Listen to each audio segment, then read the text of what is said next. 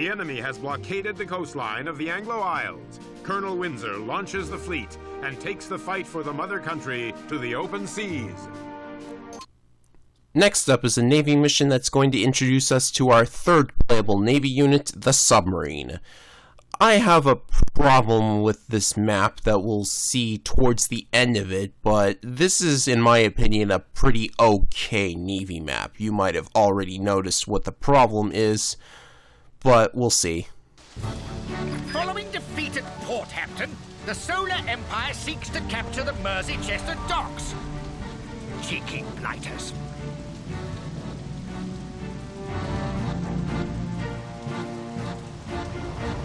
I have sent frigates to the area, but they've been engaged by the enemy.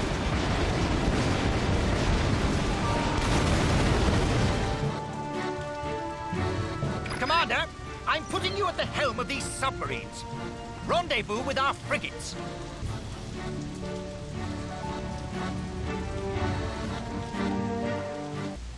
Okay, so what part of Admiral Akira's head told him to attack frigates with gunships? Yeah, these guys have problems. Anyway, this initial area here is a tutorial on what the submarine is capable of. A submarine, of course, can dive under the water and avoid damage from other units, such as those RPG towers.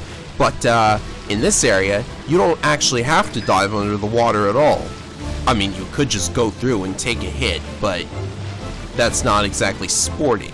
What we're going to do is actually sail around the little islands with the RPG towers and avoid them that way instead. There's a chance that the AI submarine might get hit, but that's okay.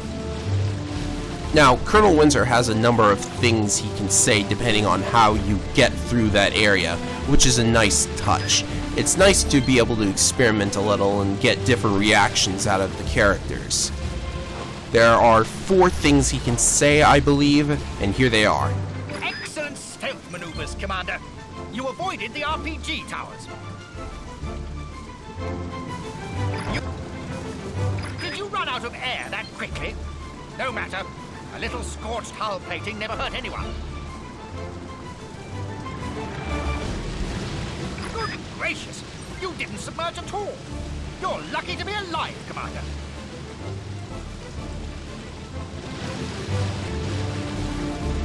Snuck around the back, eh? You're a crafty blighter. Now proceed to those frigates. Crafty blighter. I love that. So, now there's an enemy battleship so we can see what the submarines can really do. They can dive under the water, and while they're under the water, they avoid damage from every other unit except frigates and other submarines. Obviously, the submarine mechanics were ripped straight from Advance Wars, but I'm okay with that. I actually think the Navy works out a lot better in an action game like this instead of a turn-based game, because in Advance Wars, the problem always was, oh, why do we need Navy units? Why don't we just use bombers? But this mission in particular, I think the Navy and the land force interacts very well with each other.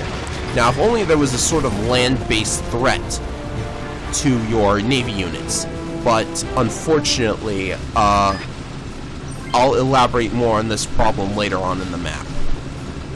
Now, submarines can't stay under the water forever. They have a blue oxygen meter right underneath the health bar. If that runs out, you'll start taking damage. So you've got to resurface from time to time, which is a nice way to discourage just always staying under the water.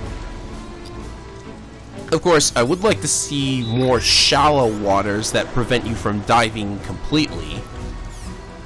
But that's probably a little too complex for a game like this. Anyways, I accidentally took the grunts out of the MG tower there, but apparently they just decided to get back in on their own, which I guess is just a way to rectify a potential mistake that the player might make. Anyways, we need to defend these docks against naval transports that are trying to land grunts on the shore. It's pretty simple. It's not like we've seen this kind of defense map like 20 times already. The battleship does have an anti-air cannon. You can see it firing automatically, but it's a very low amount of damage. The frigates are obviously better for taking down gunships. Apparently the frigates have little machine guns in them too. I have no idea what purpose that could serve. So they're gonna need to do something interesting to make the next 3 waves of enemies interesting. Oh hey, how about enemy submarines? That's sure to shake things up. Actually, it really does shake things up in my opinion, because when you're controlling any unit that is not a frigate or submarine, you can't even see dived enemy submarines on the map. And that is pretty cool. That is a very difficult thing to deal with if you are not directly controlling the frigates. Unfortunately, the game decided to put me in control of a frigate automatically, which, you know, I kind of want anyways, so I can actually see where the submarines are. But if you're forced to pay attention to different things, like enemy frigates and such, at the same time as submarines, that would be an interesting challenge, but of course they're not going to do that. Anyhow, when a frigate locks onto a submarine, its weapon changes to these depth charges, which they work fine in single player, but in multiplayer, they're not exactly the best way to deal with submarines. But there's only one multiplayer map in the whole game that has submarines and frigates in it anyway. Yeah, there's only one multiplayer map that has frigates and submarines. That's not good. Now, if any of the naval transports land on the beach, we'll see at least one land there because I made a little mistake. They will land grunts, which will go for the flag. I don't see why they don't land bazooka veterans because, you know, those could take out the MG towers and we'd have a much harder time dealing with that. But, you know, grunts, I guess, are the cheapest option. Anyhow, we've got battleships and we've got naval transports. Pretty simple enough. I should have ordered individual submarines to attack the 2 naval transports and then just had my battleship deal with their battleship manually if need be. Of course, the gunships are fastest, so they'll rush in first, and you can take them out with the frigates and not have to worry about them. So as you can see, I strayed too far from the docks, so one of the naval transports is going to sneak in and manage to get their grunts onto the shore. But of course, the MG towers are enough to defend from the grunts anyways. If anybody loses this by having the docks get captured, I would seriously like to know how that happened. And I accidentally ordered the frigate at the grunt for some reason, and it's actually trying to fire at them. That's nice. And it apparently has a machine gun in it. Why would your frigate need a machine gun? Or is that the battleship? I think it's the battleship, actually. So then he decides to fly in the rest of his grunts, which, you know, we kind of have frigates, so this isn't hard to deal with. I think frigates might actually be a little too overpowered, considering how easily they can deal with air units. So we defended the docks, I get my medal, and then we move on to the next portion of the map, which involves escort missions. We now have to escort naval transports to a shoreline somewhere. Well, they've got tanks and grunts in them.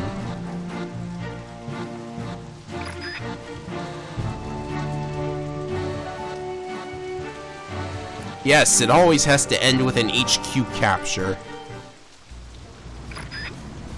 So, since I don't think there's anything relatively interesting about the escort portion, aside from the fact that I take control of the battleship and manage to miss dived submarines completely because, you know, the battleship can't see dived submarines, so I managed to let my transports take a little damage from them before I realize what's going on. But that will happen later on. So, what makes this mission not so great, in my opinion? I mean, it was doing a fantastic job up until this escort part, and later on we'll see that the only enemies from here on out that are on land are grunts and light tanks. The only air unit enemies are gunships, which, considering there's no Solar Empire bomber, doesn't really rattle me that much. And there are a couple of Navy enemies too, but the thing is, the game, in most of its missions, limits itself to only 6 kinds of units for players and 6 kinds of enemies, not counting transport units. Now, the reason for that is, the HUD can only display 6 units at a time for the players, so that's fine. But for the enemies, they don't have that limitation, so it makes little sense. Well, on that little screen where the narrator explains the mission before the beginning of each level, you can see that the game previews what kind of units you're going to be up against. Now, that only has space for 6 units, so Kuju has to limit each mission to only 6 kinds of enemies in order to not have more than they can display, which I think is just a silly limitation. But I think the problem with Battalion Wars in general is that Kuju just limits themselves too much, because I don't really, I've never gone back and counted how many kinds of enemy units were in each individual level of Battalion Wars 1, but, I gotta say, that's a rather silly limitation to adhere to at all times over the course of the game in several missions, where variety in the enemies you face would make things much, much more interesting and difficult. The game doesn't even have a hard mode, which it could really use, because I've played these missions so many times that I actually got a perfect score on Up Periscope when I was playing it for this recording. Spoiler alert. So, but the thing about this land portion here is that it keeps the Navy units relevant. You don't get any anti-air units, so you have to have the frigates in order to take the gunships down. Now, it would have been interesting if there were an added challenge of not straying too far from the shoreline, because then that would put you out of range of the frigates and you just get destroyed by the gunship. But hey, I'm the one coming up with different level ideas in my spare time. Kuju doesn't have spare time. Although, they don't make very many games, so if GameFAQs is to be believed anyways. So yes, nothing but light tanks, nothing but MG towers, which, admittedly, both the light tank and the battleship do a good enough job of destroying. The AI units are handling themselves, and for some reason the gunships go after my battleship, even though the frigates are sitting right next to it. Are those phone booths? Wow. Those are phone booths that we just saw next to the building there. That's neat. I like that. It's a neat little touch.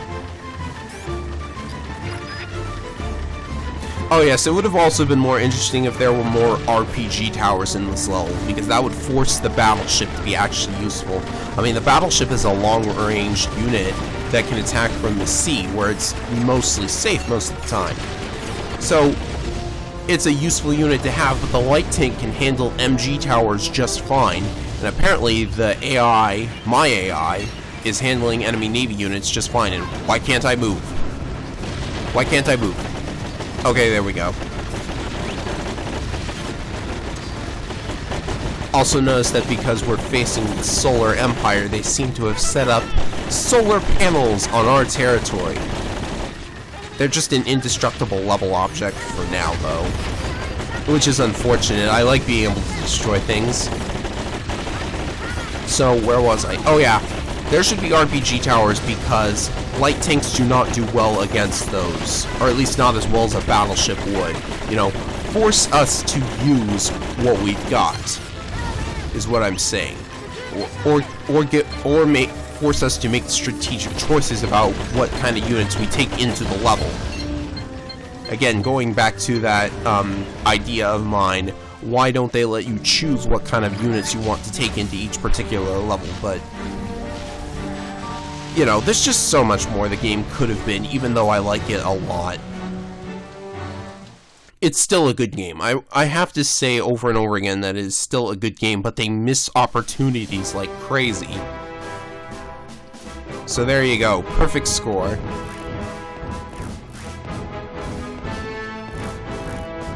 Didn't even lose a single unit.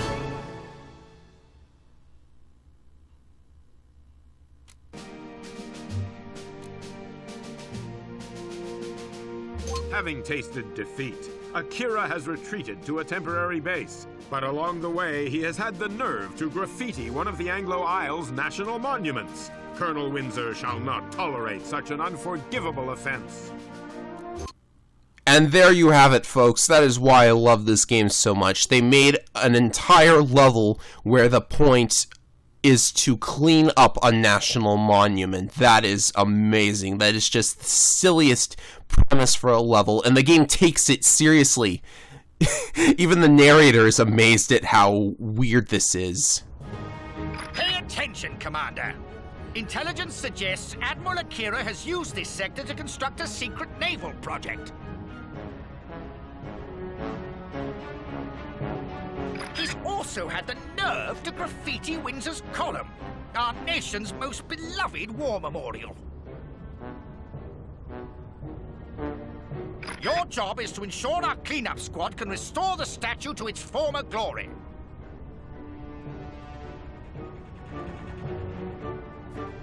But first, you must destroy the anti-air array at Castle Bergerac to ensure they can land unmolested.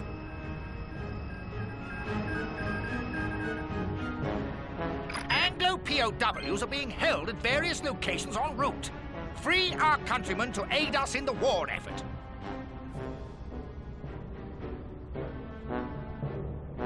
We have landed a strike battalion on Imperial territory unnoticed. Now take that castle by storm. Tally-ho!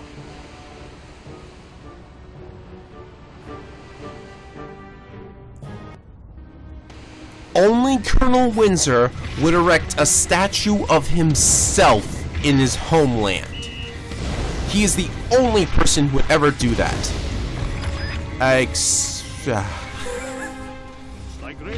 So, you have only one heavy tank for this mission, so you don't want it to get destroyed by these initial 3 bazooka veterans. And, you know, me being the kind of player that I am, I've already lost half its life as soon as the level starts. You have a very limited array of units for this mission, so you've got to be careful. Without the infantry, you can't destroy the bazooka veterans, and that's going to make life a lot harder. Now, interestingly enough, I thought that Enemies Undone was the final mission that had a recon unit in it. I was actually incorrect. This mission has Solar Empire recons in it. I guess they want to get the most out of that unit type. Recons are really good as an enemy because they're fast, they're annoying, and if you don't pay enough attention, that could happen. Now, actually, if you don't pay enough attention, they will actually manage to wreck your infantry, which is very nice. You know, it's a different kind of challenge, which is why I'm amazed that they don't use recons more often. This, that one Solar Empire mission, and the 2 Frontier missions are the only levels with recons in them, so that's a whole 4 maps that use recons. 5 if you include one of the multiplayer maps, which, you know... I'm spoiling all the multiplayer maps, you guys! So there are a couple of POW camps in this map. One thing I don't like about this map's design is that there's a fork in the road, you can go left or right, but there's a POW camp in each route. So you have to go all the way through one route and then double back and get the other one if you want 100% technique, because you have to get all the POW camps to get 100% technique. But I guess on your first playthrough you can ignore one. One of them has an additional heavy tank, and the other has bazooka veterans, is it? Or is it flame veterans? I forget. We'll find out. It's right up that road there. There's a bunch of MG nests in the way, which, you know, is just cake to our heavy tank here. One-hit deaths.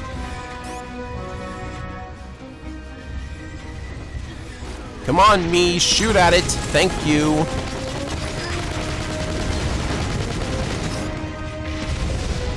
Yeah, I think they're bazooka veterans. And of course, since you only have one heavy tank at the start of the level, they're curiously being liberal with their distribution of jerry cans. As you have probably noticed through all 20-odd videos of Battalion Wars so far, one common mechanic is that a recon's jerry can will not do much good if a heavy tank picks it up. Because, you know, a recon's jerry can isn't going to recover as much as the heavy tank's jerry can, so that's a good thing that they did there. You get rewarded more for how much effort you need to put into destroying an enemy unit, and that's an interesting little mechanic they have when enemies are dropping recovery items. Obviously, grunts and infantry and stuff, they can't use jerry cans to fuel themselves. That would be just silly. But it also really works from a gameplay standpoint because the jerry cans are there for the units that you have more incentive to keep alive because they're more powerful and you have to work to keep them alive. And since there are less tank enemies, you have less ways of healing your tank units. Anyhow, these 3 light tanks are sitting next to a solar panel which, curiously enough, has a bunch of ammo dumps placed around it. So when you approach that solar panel, you can get a preemptive strike on the light tanks by attacking the ammo dumps. They'll explode, do some damage, and you'll have a head start on destroying them, but it's still easy enough to just shoot with your bazooka veterans or heavy tank. I'm sorry, did I say heavy tank? I meant heavy tanks! Because we have 2 now! Yay!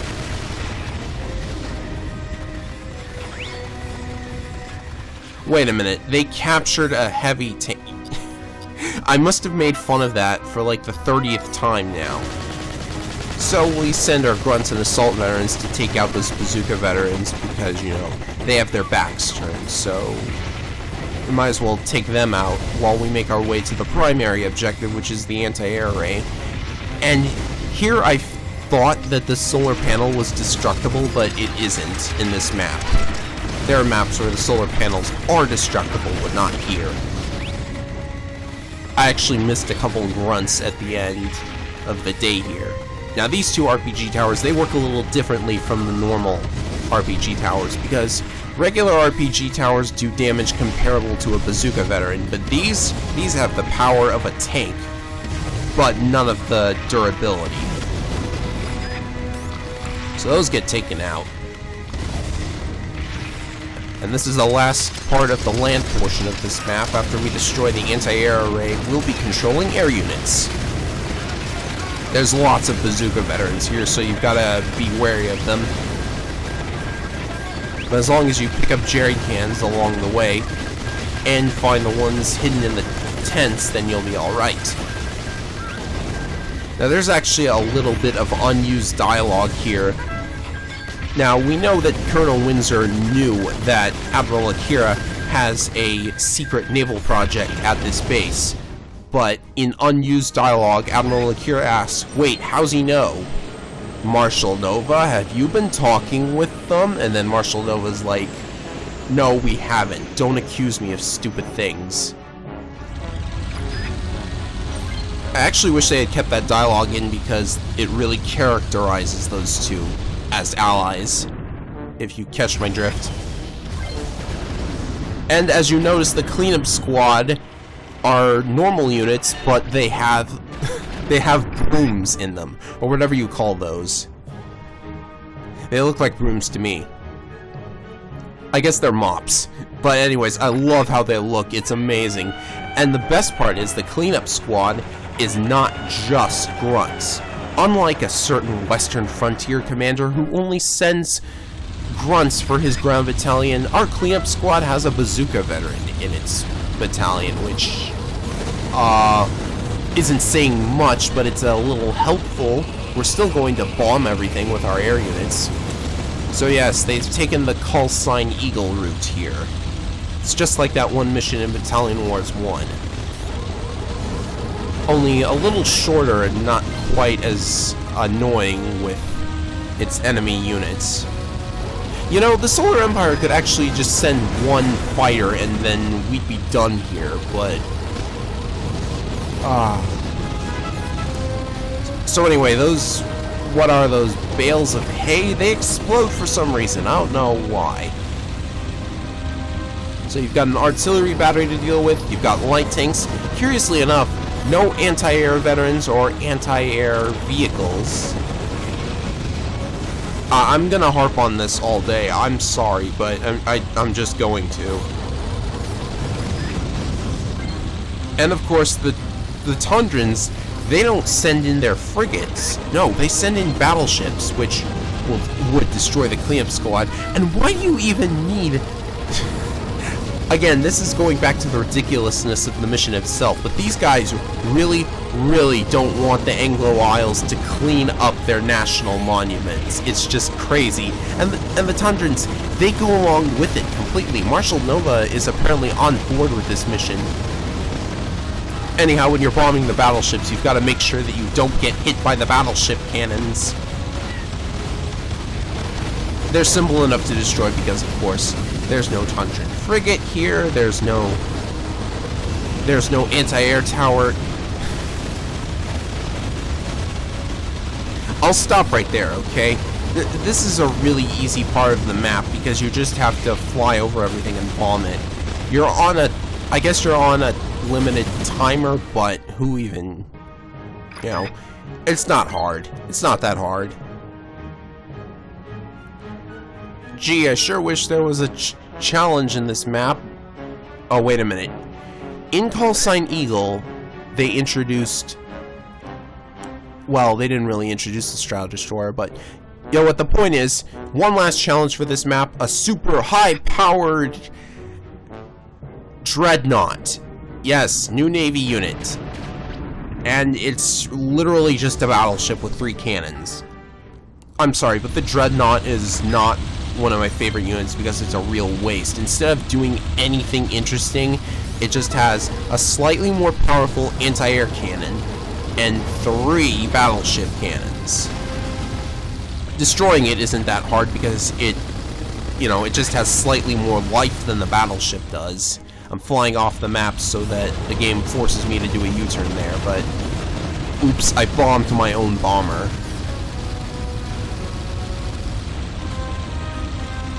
And you know what? Yeah, this could hardly be called a boss fight, but there you go. You have hulled the enemy Dreadnought. Defeat again, Admiral? I must question both the tactics and validity of this war. Tundra hereby withdraws from the fray. Treacherous Tundran dog! I shall fight on regardless. Victory is mine by right! Against all odds, we have triumphed once again! Mission complete!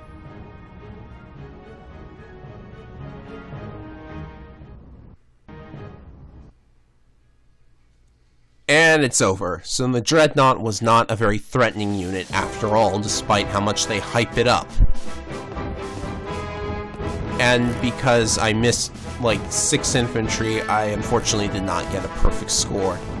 Ah well, until next time...